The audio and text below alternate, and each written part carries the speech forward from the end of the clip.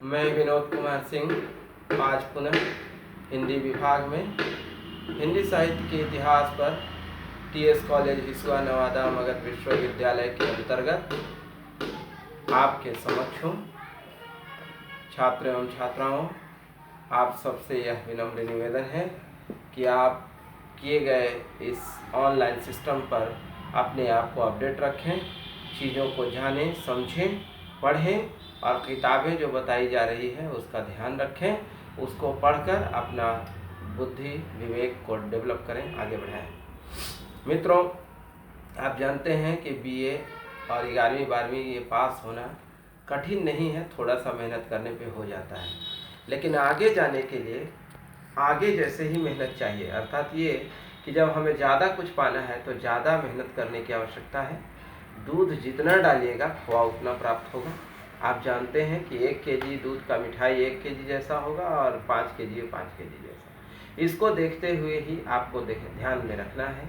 यह ऑनलाइन माध्यम जो आजकल जारी है वह बहुत अपने आप में सार्थक, सफल और सुदृढ़ रहा या नहीं रहा, ये वाद विवाद का विषय हो सकता है, यह विचाराधीन विषय हो सकता है, लेकिन जो भी मौजूद चीज़ें हैं उस पर हम विचार करें तो ज़्यादा सही है और जितना विकल्प मिलता है हम उसे अपना लें।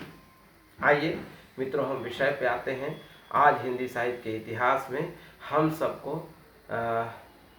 छायावाद के चौथे स्तंभ, जैसा कि आप जानते हैं, चौथे स्तंभ के रूप में हम सुमित्रानंदन पंत को मानते हैं। उनका शॉर्ट में पंत कहा जाता है, मतलब संक्षिप्त नाम जो है वो पंत है, लेकिन ऐसे सुमित्रानंदन पंत है। पहले जयशंकर प्रसाद, दूसरे सूर्यकांत त्रिपाठी निराला, तीसरे महादेवी वर्मा और अब चौथे नंबर पर आप देखिए तो पंत पर बातचीत हो रही है। मित्रों, हम लोगों ने जो बातचीत की है उसमें छायावाद को मजबूत करने के लिए इन कड़ियों के अतिरिक्त और भी कड़ी हैं। कहा जाता है ना कि इधर के दुख के सिवा उधर भी दुख हैं, हम कैसे तुम्हारे जाल में फंसे रह जाएं। पंत पर हम आज चर्चा कर रहे हैं तो ये पंक्ति है कि बाले तेरे बाल जाल में कैसे उलझा लूं लोचन, देख अभी से है जग में। अर्थात हम उन केसों में, उन बालों में कैसे अपनी आँखों को, लोचन को उलझा लें। इन आँखों को तो अभी बहुत कुछ करना बाकी है, अभी और भी जग में है। आज उन्हीं पंथ पे हम चर्चा कर रहे हैं। पंथ जहाँ की आप जानते हैं कि जिनकी प्रसिद्ध पंक्ति है और कविता के लिए विशेष अवसर देती है पंक्ति कि वियोगी होगा पहला कवि, आह से उपजा होगा ज्ञान, उमड़कर आँखों से चुपचाप वही होगी कविता अनजान। कह रहा है कि वही कवि हो सकता है जो वियोगी होगा, जिसके अंदर दुख है। दुख से ही सृजन का आविर्भाव होगा। आप जानते हैं कि तभी कुछ सृजन होगा जब किसी चीज़ का भर्षण होगा, यानी किसी चीज़ का नष्ट होना ही किसी चीज़ की उत्पत्ति है। यह संसारिक नियम है। पंत वही बात को कह रहे हैं कि वियोगी होगा पहला कवि, आह से उपजा होगा ज्ञान। इन्हीं आह से, जहाँ से आह से उपजा होगा ज्ञान, यहाँ से जो आह निकलती है उसी से ज्ञान उत्पन्न होता है। अर्थात कहा जाता है कि संघर्ष से ही समाज का निर्माण हुआ है। आप वहीं देखेंगे वृंद को, जब वो कहते हैं कि करत करत अभ्यास से जड़मति होत सुजान और रसरी आवत जात है शील पर पड़त निशान। आप जान रहे हैं कि वही रसरी जो पत्थर को काट कर निशान बना देती है, अर्थात उसमें इतनी ताकत आ जाती है कि वो अभ्यास करते करते, लगातार परिश्रम करते करते यहाँ तक पहुँच जाती है कि वो उस चट्टान को, उस शिला को भी वेद देती है। उस रस्सी में इतनी ताकत हो जाती है। आप जानते हैं उन चींटियों का, जो चींटी एक छोटे से दाने को लेकर, और उस दाने से वो छोटी वो चींटी है, लेकिन पहाड़ पे चढ़ना है तो चढ़ना है, कई बार गिरती है और कई बार चढ़ती है, अंत में वो सफल हो जाती है, शिखर को पाती है। वैसे ही आप आह से उपजा होगा ज्ञान में आप गालिब को पढ़ते हैं। गालिब जो कि पंथ से पहले की चीज़ है, आप जानते हैं बहुत पहले की चीज़ है गालिब। तो गालिब का भी कहना है कि यह कशिश कहाँ से होती जो दिल से पार होता है, कि ये बर्छी अगर दिल से पार कर जाती तो मौत था, लेकिन ये तो जाकर गड़ गई। तो वो गड़ी हुई बर्छी मौत नहीं देगी, वो एक कष्ट देगी, एक पीड़ा देगी, और वही पीड़ा से वो आह निकलेगा, और उसी आह में कविता के स्वर फूटते हैं। पंत की कविता इन्हीं वियोगी, इन्हीं चीज़ों के छूट जाने का, इन्हीं चीज़ों का खो जाने का गम है, और ऐसे ही गम में कविता निकलती है। वहीं से नदी फूटती है कविता की, और साहित्य का एक आविर्भाव होता है। पंत को आप इतना ही नहीं जानते, पंत को आप वहाँ भी जानते हैं जब वो कहते हैं कि ये चिड़ियों की चहचहाहट है। आप उनकी रश्मि रथी पढ़े होंगे, आप देखते हैं उसमें वो कितनी बड़ी रचना करते हैं, और कहते हैं कि तेरे ये जो चिड़िया की चहचहाहट है, ये चहचहाहट कुछ और संकेत कर रही है, और वही संकेत छायावाद का संकेत है कि स्वतंत्रता की मांग है, स्वतंत्रता की पुकार है, लेकिन कह नहीं सकते। जो छटपटाहट है वो कविता में, साहित्य में दिखती है। पंत भी उसी साहित्य के एक आईना है, उसी साहित्य के एक कड़ी हैं जिसमें पंत बातचीत करते हैं। आप जानते हैं कि पंत की बातों में इतना ही नहीं है, ये कहा जाता है कि पंत प्रकृति के कवि हैं, क्योंकि उनका जन्म ही आप देखिए तो कुमाऊनी में हुआ, यहाँ पर मतलब उत्तराखंड में। आज का उत्तराखंड उस समय का उत्तर प्रदेश था, तो वो उत्तराखंड के पैदाइशी हैं पंत। और जहाँ पर आप जानते हैं कि बहुत ही हरा भरा संसार है, बर्फ से ढकी हुई पहाड़ है। आप देखते हैं कि वहाँ एक स्वच्छ वातावरण है और सरल लोग हैं, वहाँ के पंत हैं। और पंत की कविताएं उसी माध्यम से चलती है।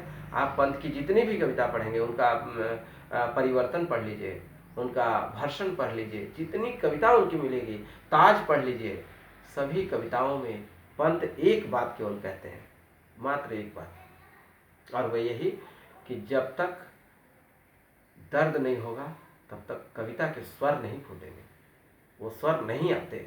आपको सुख मिल रहा है, एसी में बैठा हुआ व्यक्ति वो कविता नहीं कर सकता, वो कविता करने का नाटक करेगा। कविता उसकी बस की नहीं है। कविता तो संघर्ष से आती है, साहित्य तो संघर्ष का दूसरा नाम है। पंत का यही एक दिन है जहाँ से चौथे स्तंभ के रूप में पंत हैं, और वो छायावाद पर अपनी पकड़ बनाते हैं। और केवल पकड़ नहीं बनाते, बल्कि आज उनके न रहने के बाद भी आप जानते हैं सन 1900, सीधा सन 1900 में उनका जन्म होता है। 21 मई को, 20 मई को सन 1900 में उनका जन्म हुआ। और वही पंत छायावाद के एक प्रबल दावेदार हुए और चौथे स्तंभ के रूप में सामने आए।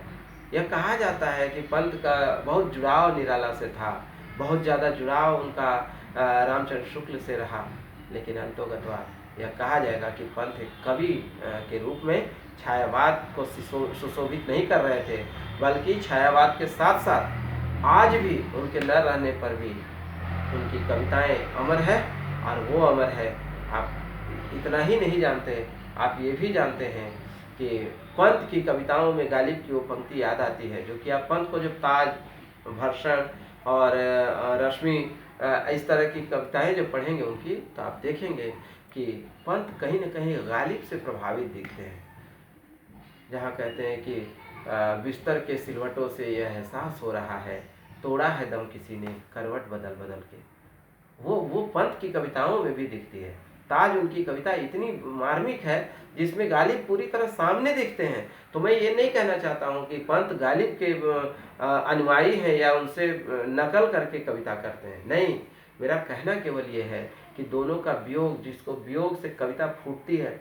अमीर खुसरो को आप देखते हैं, अमीर खुसरो आदिकाल के रचनाकार हैं, लेकिन जब उनके गुरु जी का देहांत हो गया तब उनकी कविता सामने आई। इसका मतलब है कि जब भी कुछ ऐसा होगा जहाँ से हम परिवर्तन की ओर जाएंगे, तभी कविता फूटेगी।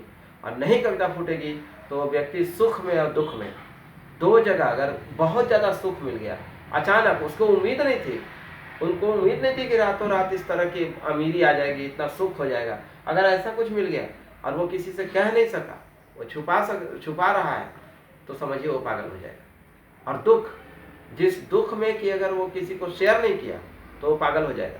अगर वो शेयर नहीं करना है तो उसे कविता की ओर जाना होगा, और फिर उसे साहित्य में अपने आप को भुलाना होगा। वहाँ से पंत को हम याद करते हैं।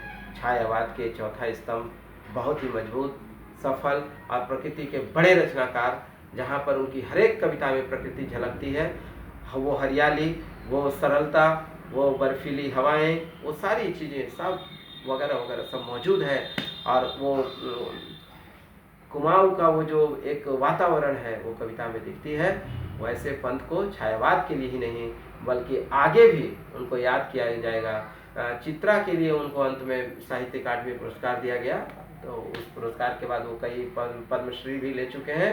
तो पुरस्कार तो खैर उनके लिए कोई बड़ी चीज़ नहीं थी, बहुत सारे पुरस्कार उनको प्राप्त है, लेकिन कविताओं में पंत को जब आप पढ़ेंगे तो बहुत ही मार्मिक, बहुत ही संवेदना से भरी हुई और बहुत ही समाज को सुदृढ़ करने वाली, एक सहारा देने वाली कविता आगे बढ़ती है। आज के लिए पंत पर इतनी बातचीत हो खत्म करते हैं। और छायावाद के इन 4 स्तंभों में तो पंत है ही है, साथ ही साथ नवीन, आपका रामधारी सिंह दिनकर, ऐसे बहुत सारे कवि हुए हैं जिन पर चर्चा कम होती है। रामाश्रय, ऐसे ऐसे बहुत सारे रचनाकार हैं, बहुत सारे हैं। आप जानते हैं कि जो शिखर पर है वही दिखता है। तो ये 4 लोग जो कि छायावाद की छत को थामे हुए घूम रहे हैं, मतलब उस पिलर का काम करते हैं, वो थंब है, स्तंभ है, वो इन्हीं चारों पर छायावाद टिकी हुई है। ऐसी रचनाओं में पंत ही नहीं बल्कि छायावाद के चारों कवि अपने आप को, पूरे छायावाद को मजबूत करते हुए नजर आते हैं। आज के लिए इतना ही, कल हम लोग बातचीत करेंगे अगले विषय पे। बहुत बहुत धन्यवाद, बहुत बहुत धन्यवाद, नमस्कार।